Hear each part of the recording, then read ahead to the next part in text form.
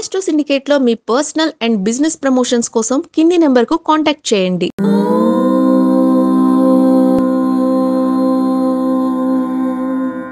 ఓం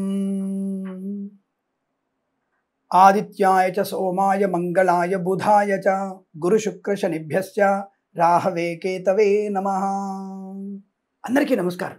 సూర్యుని యొక్క ధ్యానం వల్ల మనకి మంచి జ్ఞానము, ఐశ్వర్యం ఏర్పడుతుంది. సూర్యుడి యొక్క గ్రహ అనుకూలత కనుక పొందుకుంటే మనకి ఆరోగ్యం బ్రహ్మాండంగా ఉంటుంది.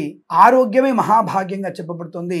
అటువంటి సూర్యుని యొక్క ఆరాధన నిరంతరం చేయాలి. మనం పొద్దున్నే లేవగానే తప్పకుండా మీరు సూర్యుడికి అర్ఘ్యం ఇవ్వండి. ఒక మూడు సార్లు దోషుడు నీళ్ళు తీసుకొని సూర్యుడికి అర్ఘ్యం ఇచ్చి సూర్యదేవాయ నమః నమస్కారం అని చెప్పండి.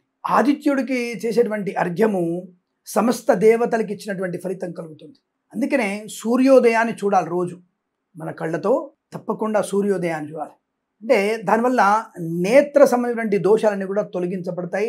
అసలు అటువంటి రోగము రాదు, చర్మ సౌందర్యం ఏర్పడుతుంది, ముసలితనం రాదు. మీకు రోజు సూర్యుడిని చూసి ఒక 3 దోశలు నీళ్ళు వదిలిపెడితే ఆ సూర్యుని దగ్గర 15 నిమిషాలు ఉంటే మీకు వృద్ధాప్యము రాదు. ఇది నిజం. సైంటిస్ట్ని అడగండి. అంటే వృద్ధాప్యం ఎలా ఉంటుంది స్వామి అంటే 40 ఏళ్ళకి 50 ఏళ్ళకే ముడతలు పడిన చర్మము రాదు. 75 ఏళ్లకో 80 ఏళ్లకో అప్పుడు చర్మం ముడతలు పడుతుంది. కాబట్టి మీరు ఇలా ఉండాలంటే, పడుచుగా ఉండాలంటే మందులు, మాకులు, ఫేర్లు, క్రీములు అక్కర్లేదండి. హాయిగా రోజు పొద్దున్నే, ఇంకా మీకు వీలైతే ప్రతి ఆదివారం కానీ శనివారం కానీ ఈ మట్టి ఉంటుంది కదా, తులసి మట్టి కానివ్వండి, లేదంటే గోశాల దగ్గర ఉండేటువంటి మట్టి ఉంటుంది, ఆ గోశాల ఉండే మట్టి కానివ్వండి, దాన్ని తీసుకొని మీరు ఒంటికి రాసుకొని ఒక 10 నిమిషాలు సూర్యుని కనుక ఎదురుగా ఉండి తర్వాత స్నానం ఆచరిస్తే అద్భుతమైనటువంటి ఆరోగ్యం మీ సొంతం. ఏ మందులు అక్కర్లేదు. మోకాళ్ళ నొప్పులతో అన్ని తొలగిపోతాయి. ఏమిటి స్వామి ప్రస్తుతం విశేషం ఏమిటి అని అడిగితే, ఈ రోజున మనం ప్రత్యేకమైనటువంటి రవిగ్రహ సంక్రమణం, ఒక రాశిలోంచి ఒక రాశిలోకి రవి భగవానుడు మారేటువంటి రోజు గురించి చెప్పుకుంటాం.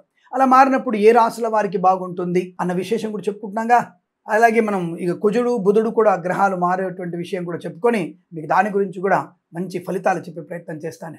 ఈ రోజున మనకి 15/6/2025 ఆదివారం రోజున రవి భగవానుడు మిత్రుడైనటువంటి మిథున రాశిలోకి ప్రవేశిస్తున్నాడు. మిత్ర రాశిలోకి ప్రవేశిస్తున్నాడు. అది మహావిశేషం. అద్భుతమైనటువంటి ఆనంద యోగాలు పొందుకోవచ్చును. అలాగే మిథునంలోనే గురు భగవానుడు కూడా కలిసి ఉన్నాడు. రవి గురుల యొక్క ఇద్దరు కలవడం కూడా విశేషమే. అదొక మంచి అనుకూలంగా శుభయోగం. ఎందుకంటే రాజుగారు మంత్రిగారు, మంచి మంత్రిగారు రాజుగారు కలిసి వస్తున్నారు. దానివల్ల ఏమవుతుంది, దేశానికి శుభయోగాలు ఉంటాయి, అలాగే వ్యక్తిగతమైనటువంటి ఆర్థిక లాభాలు కూడా ఉంటాయి. ఇక్కడ విశేషమైంది, జన్మరాశిలోకి వచ్చినటువంటి రవి వల్ల మిథున రాశి వారికి ప్రయోజనమే. రవిగ్రహం మిథున రాశిలోకి సంక్రమణం వల్ల మీకు తప్పకుండా అనుకూలవంతుని శుభయోగం మిథున రాశి వారికి ఏర్పడుతుంది. ఇవాళ ఇంకొక విశేషం ఏం తెలుసా, మిథున రాశి వారికి పండగ వాతావరణమేగా. వాహనం కొంటారా, విద్యలో రాణింపు ఉంటుందా, విదేశాలకు వెళ్తారా, చాలా బ్రహ్మాండ యోగం. ఒక రాశి వారికి మాత్రం నష్టం, 2 రాశుల వారికి నష్టం కనబడుతుంది. ఆ తర్వాత చెప్పుకుందాం. ముందుగా ఈ మిథున రాశి వారికి బుధుడు గురుడు ఆల్రెడీ కలిసే ఉన్నారు. ఇప్పుడు రవి భగవాన్ కూడా కలిసి వస్తున్నాడు.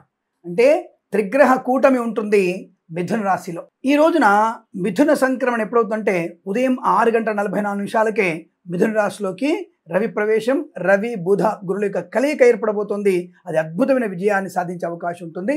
కాబట్టి మీరందరూ కూడా ఈ మిథున సంక్రమణ పుణ్యకాలంలో అనేకమైన విశేష దాన ధర్మాదులు చేసుకోవడం, రవిని పూజించడం, బుధగ్రహాన్ని పూజించడం, గురుగ్రహాన్ని పూజించడం వల్ల శనగలు, పెసర్లు, గోధుమలు దానం చేసుకోవడం కూడా విశేష ఫలితాన్ని కలిగిస్తుంది. రవి భగవానుడు మీకు మిథున రాశిలోకి పరిపూర్ణంగా కనపడతాడు. రవి బుధుల యొక్క కలయిక శుభయోగం. ఇక్కడ గజకేసరి పట్టే యోగం, గజకేసరి యోగము ఎవరికి, మిథున రాశి వారికి, కన్యా రాశి వారికి, మరియు మేషరాశి వారికి, మరియు కుంభరాశి వారికి, ధనుస్సు రాశి వారికి శుభయోగమే. మరి తులారాశి వారికి భాగ్యంలో త్రిగ్రహ కూటమి. తులారాశి వారికి గోచార భాగ్యస్థానంలో రవి బుధ గురుల యొక్క సంయోగం కలవడం అద్భుతం. తులారాశి వారికి కూడా. కన్యారాశి వారికి ఉద్యోగరీత్యా అద్భుతమైన యోగం. కాబట్టి మీరందరూ కూడా ఈ రాశులందరూ కూడా శుభయోగాన్ని పొందుకుంటారు. అయితే ఇక్కడ వృషభ రాశి వారికి కూడా కొంత ప్రయోజనాన్ని, ధనయోగాన్ని పొందుకునే అవకాశం ఉంటుంది. అంటే బుధుడు స్థానంలో స్వక్షేత్ర బుధుడు, రవి బుధుడు కలిసి ఉండడం వల్ల మిత్రరాశి అయినటువంటి వృషభానికి కూడా ధనయోగము, వాక్చాతుర్యం ఏర్పడే అవకాశం ఉంటుంది. మిథున రాశి వారికి ఆరోగ్యము, ఆనంద యోగం ఉంటుంది. కానీ జన్మస్థ గురుడి వల్ల బద్ధకం అనేది వచ్చినా రవి బుధుల కలయిక వల్ల మీకు అనుకూలవంతమైనటువంటి వృత్తి, ఉద్యోగాదులు లాభాలు పొందుకుంటారు. వ్యాపారపరంగా అద్భుతం. కన్యా రాశి వారికి వ్యాపారంలో అద్భుతమైనటువంటి శుభయోగాలు ఉంటాయి, ఏమాత్రం మీకు సందేహం లేదు. ఇక అత్యంత ముఖ్యమైన ఒక రాశి ఉందండి. అందరు కూడా అష్టమ శనితో బాధపడుతున్న రాశి అని చెప్పేసి సింహరాశి చెప్తున్నారు కదా. ఈ సింహరాశి వారికి ఏకాదశ స్థిత బుధ రవి గురుగ్రహ అనుగ్రహాన్ని పొందుకోబోతున్నారు. షేర్ మార్కెట్ స్పెక్యులేషన్ కావచ్చు, రాజకీయ రంగంలో కావచ్చు, ప్రభుత్వ ఉద్యోగంలో కావచ్చు, విద్యా విషయంలో కావచ్చు, అద్భుతమైనటువంటి అనుకూలతను పొందుకుంటారు.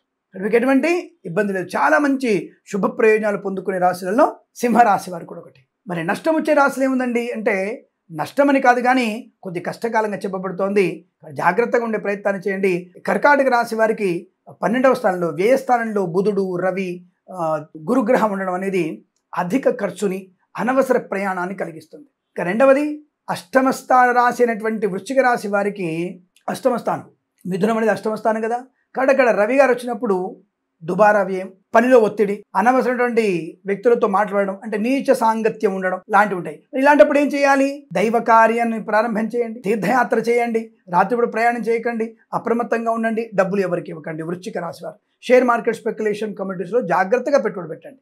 ఇది వృశ్చిక రాశి వారికి. మరి ఇంకొక రాశి ఉందండి.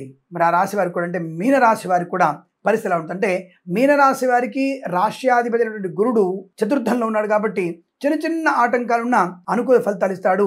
కానీ రవి బుధుల యొక్క స్థితి వారికి కొద్దిగా ఆటంకాలని కలిగించే అవకాశాన్ని సూచిస్తోంది. అంటే వాహనం వల్ల ఇబ్బంది, తల్లిగారికి కాస్త ఆరోగ్య విషయంలో జాగ్రత్తగా ఉండే ప్రయత్నం, విద్యార్థులు ఇతరుల మీద ఆధారపడకపోతే లాభం, ఇతరుల మీద ఆధారపడితే నష్టం. ఇలా మనకి కర్కాటక వృశ్చిక మీన రాశుల వారికి మాత్రమే చిన్న చిన్న ఇబ్బందులు ఉంటాయి. మిగతా రాశుల వారికి అద్భుతమైన పండగ వాతావరణం, సుఖము, సంతోషం, ఆనందం, ఐశ్వర్యం పొందుకునే అవకాశాలు, ఇల్లు కట్టడం, విదేశాలు వెళ్ళడం, తీర్థయాత్ర సేవన, పోగొట్టుకున్నటువంటి వస్తువులకు లభించే అవకాశం, ఇలా అనేక రకాల శుభయోగాల పరంపర కూడా ఈ గ్రహాల వల్ల ఉంటుంది. ఇతర గ్రహాల యొక్క ప్రభావంగా చూసుకోవాలనుకోండి.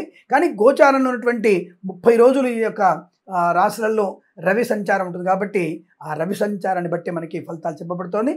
కాబట్టి ఇవన్నీ కూడా పరిశీలన చేసుకొని మీ కార్యక్రమాన్ని కనుక ఏర్పాటు చేసుకుంటే శుభప్రదం, ఆనందయోగం, ఐశ్వర్యం మీ సొంతం, శత్రునాశనాన్ని పొందుకోవచ్చు.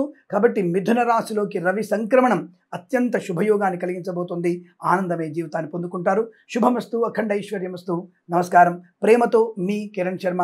మరి ఇలాంటి మంచి మంచి విషయాలు చెప్తున్నాను కదా, దయచేసి మరి మన ఛానల్ని సబ్స్క్రైబ్ చేయండి, లైక్ చేయండి, బెల్ ఐకాన్ మోగించండి. తప్పకుండా 10 మందికి ఉపయోగపడుతుంది. మీరు మరొక 100 మంది చేత సబ్స్క్రైబ్ చేస్తారని కోరుకుంటూ ప్రేమతో మీ కిరణ్ శర్మ.